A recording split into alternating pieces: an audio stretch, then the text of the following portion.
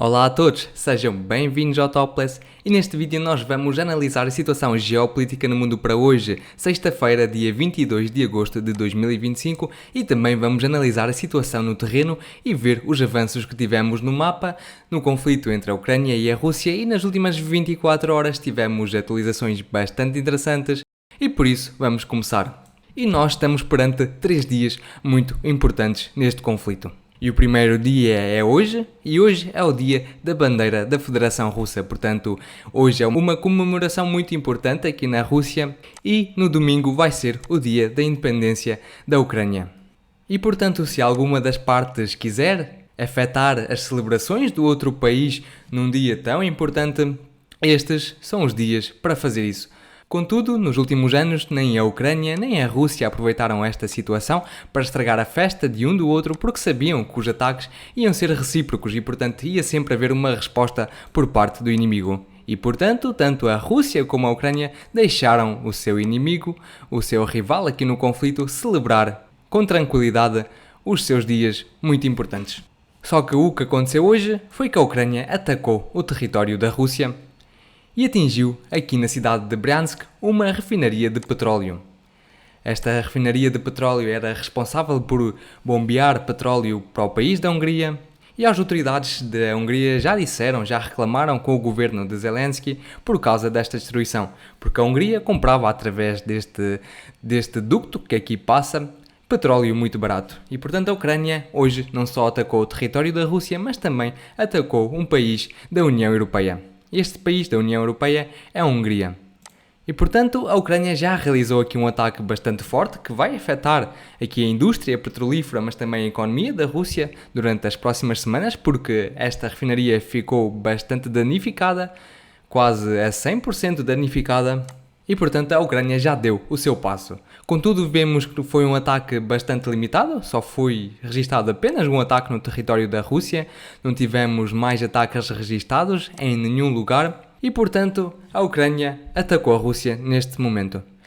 E agora a questão que se coloca é se a Rússia vai atacar o território da Ucrânia no próximo domingo, no dia da independência da Ucrânia. E a resposta que eu tenho para vocês é que muito provavelmente não. E sabem porquê? Porque nos últimos anos, neste dia da independência ucraniana, Zelensky tem convidado para Kiev bastantes líderes de países europeus. E este ano não é uma exceção. Porque neste domingo já tivemos aqui um relato de uma mídia a referir que a Ucrânia está à espera de convidados estrangeiros. E portanto estamos a falar muito provavelmente do presidente da França, o Emmanuel Macron, mas também do primeiro-ministro britânico. E nós sabemos que quando Zelensky convida algum líder europeu ou algum líder dos Estados Unidos da América, a Rússia não tem atacado o território, pelo menos da capital da Ucrânia, da região de Kiev, para não escalar este conflito para um novo nível. E este ano vai acontecer a mesma coisa. O Zelensky vai convidar bastantes líderes europeus para a capital de Kiev para celebrar este dia da independência da Ucrânia e muito provavelmente a Rússia não vai mesmo efetuar nenhum ataque contra a região ucraniana. E nós já tivemos estes dias um vídeo da apresentação do novo míssil ucraniano, chama-se Flamingo, que é um míssil de cruzeiro que tem um alcance de 3.000 km, pelo que os ucranianos referem, e já tivemos algumas fontes que conseguiram geolocalizar este vídeo, a gravação, onde decorreu a gravação deste vídeo, quando os ucranianos divulgaram este míssil e conseguiram localizá-lo aqui num armazém na própria cidade de Kiev. Portanto, a Ucrânia poderá querer utilizar este míssil no domingo contra o território da Rússia para demonstrar a sua força. Contudo, os russos agora sabem a localização exata de onde eles se situam e onde estão armazenados. E o local é precisamente este aqui. E outra notícia importante é que hoje chegou ao território de Kiev o secretário-geral da NATO ou da OTAN, o Mark Rutte. Portanto, temos aqui a imagem dele numa estação de comboios e está ele aqui. E agora vamos passar à situação no terreno, onde tivemos atualizações bastante importantes e vamos começar aqui pelo sul da Ucrânia, pela direção de Zaporizhia, onde a Rússia iniciou a sua grande ofensiva nesta região. E nos últimos dias, a Rússia tem vindo a efetuar ataques e a melhorar as suas posições aqui pelo leste da Ucrânia, seguindo esta rota de ataque. Portanto, todos os dias nós tivemos ajustes no mapa em favor da Rússia, com vídeos servindo como prova, e já hoje tivemos várias fontes, incluindo fontes pró-ucranianas que referem que a Rússia durante as últimas 24 horas conseguiu avançar e conquistar mais alguns territórios. Contudo, para já ainda não temos os vídeos que comprovem estes avanços por parte das forças russas e, portanto, vamos aguardar até ajustarmos o mapa. Vamos continuar. E eu vou relembrar que durante o dia de ontem tivemos uma confirmação de que os ucranianos começaram uma ofensiva, uma contraofensiva na direção das aldeias de Zilona e Rai, mas também de Andriivka, Kletsov, e tivemos alguns vídeos publicados pelos próprios ucranianos que mostravam as suas bandeiras, que mostravam soldados a erguer a bandeira ucraniana. Este é um dos vídeos que temos publicados durante as últimas 24 horas e, portanto, de facto, os ucranianos decidiram aproveitar esta situação por parte das forças russas, já que os russos, para continuar a sua ofensiva na direção de Zaporizhia, tiveram precisamente de deslocar forças e tropas da região mais ao norte. Por isso, os ucranianos conseguiram ver esta situação e aproveitaram a seu favor e contra-atacaram os russos e conseguiram conquistar alguns terrenos. Vamos continuar. E vamos agora à cidade de Pokrovsk, onde temos atualizações também muito importantes desta direção e que têm a ver com o flanco que a Rússia desenvolveu a norte desta cidade. E o que está a acontecer agora é que os russos pararam os avanços neste flanco, já que os ucranianos conseguiram estabilizar estas manobras ofensivas por parte da Rússia e, logo em seguida, os ucranianos conseguiram iniciar um contra-ataque e até restauraram algumas das posições perdidas. Agora foi a vez dos russos estabilizar a situação e, portanto, este flanco para já mantém-se como está desenhado no mapa, até termos provas que refiram o contrário. E, portanto, agora a Rússia decidiu concentrar-se precisamente nestas aldeias que se situam aqui em Sofiivka, Teoretsky, mas também aqui mais ao sul de Vladimirovka. E nós já tivemos relatos por parte de várias fontes e já tivemos provas que indicam que a Rússia de facto conseguiu avançar e conseguiu conquistar aqui alguns territórios. Tivemos já relatos do Ministério da Defesa da Rússia, mas também tivemos outras fontes que referiram estes ataques e estas conquistas russas, e estamos a falar de fontes neutras neste conflito. Portanto, vemos que a Rússia está a tentar desenvolver aqui o flanco a norte, tentando conquistar tudo o que se situa aqui. Porque caso os russos consigam conquistar estes territórios, os ucranianos vão ficar numa situação bastante complicada, porque deste lado os ucranianos vão ser obrigados a concentrar uma enorme linha de defesa com muitos soldados ucranianos.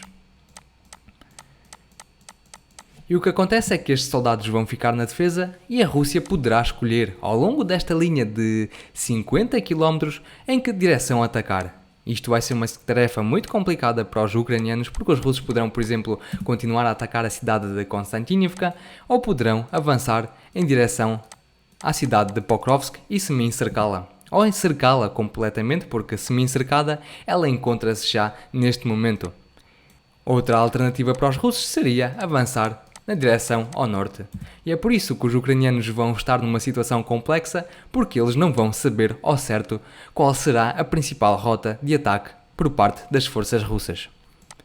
Vamos continuar e agora vamos vamos à direção de Konstantinivka, onde também tivemos desenvolvimentos bastante interessantes. E nós temos recebido bastantes ataques por parte da Rússia contra as posições de defesa ucranianas, que neste momento encontram-se muito destruídas. Tivemos ataques geolocalizados em vários pontos aqui da cidade, mas também tivemos alguns ajustes no mapa. E aqui mais a sul, neste reservatório de água de Klimanbyk, tivemos o Ministério de Defesa da Rússia a relatar que as forças russas conseguiram conquistar estes territórios todos, incluindo a aldeia de Katerinivka. Além disso, tivemos várias fontes neutras que referem que a Rússia conseguiu conquistar mais uns territórios aqui e, portanto, os ucranianos continuam quase encercados, mas podemos considerar que eles na prática estão encercados porque não lhes restam muitas rotas de evacuação. A primeira rota de evacuação situa-se aqui por esta estrada, que neste momento está completamente fechada pelos drones por parte da Rússia. Já a outra rota de evacuação dos ucranianos é por esta floresta que se situa precisamente aqui e depois através de uma travessia deste lago aqui. E os russos veem estes movimentos por parte dos ucranianos e sempre que veem ucranianos a abandonar as suas posições, a evacuar as suas posições, eles atacam-nos. E aqui temos a destruição de um equipamento de comunicação ucraniano por parte das forças russas. Recorrendo à artilharia. Vamos continuar. Já da própria cidade de Konstantinivka tivemos várias fontes neutras, incluindo, que relatam que a Rússia conseguiu avançar e conquistar mais alguns territórios nesta direção. Não tivemos provas visuais disso e, portanto, vamos aguardar até ajustarmos o mapa. Contudo, os russos continuam a desenvolver a sua ofensiva na direção de Konstantinivka.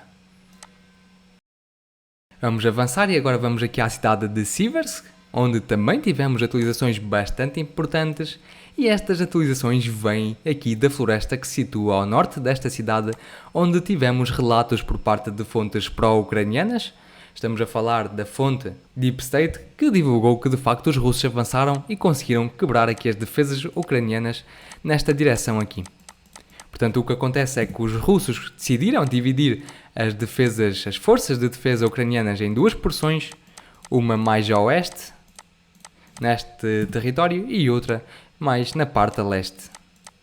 E, portanto, agora os russos vão tratar de cada porção separadamente e, portanto, a batalha pelo Oblast de Lugansk está-se a aproximar ao seu fim. Portanto, quando os russos conquistarem esta floresta totalmente, o Oblast de Lugansk vai ficar completamente conquistado pelos russos.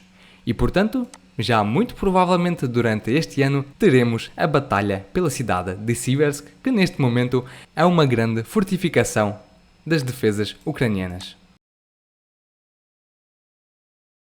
Aqui de Kharkiv, da direção de Kharkiv, não tivemos nada de novo, apenas ataques, tanto pelo lado da Ucrânia como pelo lado das forças russas.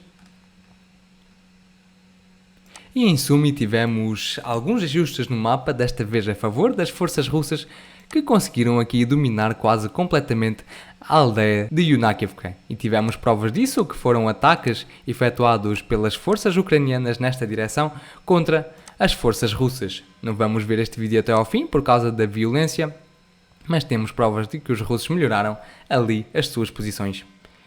E para este vídeo é tudo, espero que tenham gostado e se de facto gostaram do vídeo, por favor deixem o vosso gosto, subscrevam o canal, deixem o vosso comentário e se quiserem apoiar o meu trabalho que eu faço diariamente aqui no canal, considerem em tornar-se membros deste canal. E eu relembro que condeno qualquer tipo de violência do mundo. Até amanhã, tchau tchau!